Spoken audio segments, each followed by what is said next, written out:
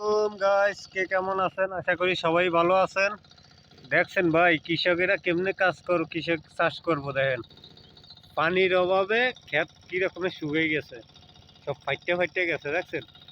এই যে এই পুরা ক্ষেত এই রকমের, সব ক্ষেত এই রকমের।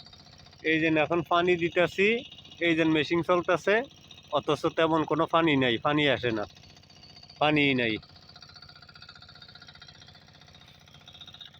আবার ওই দূরে চলতেছে মেশিনেরটা, কিন্তু কোনো পানিই নাই খেতে, সব শুকনা। দেখছেন রোয়াগুলা কি সুন্দর দেখা যাইতেছে, কিন্তু পানির অভাবে খুব অবস্থা খারাপ হয়ে যাইতেছে জায়গার।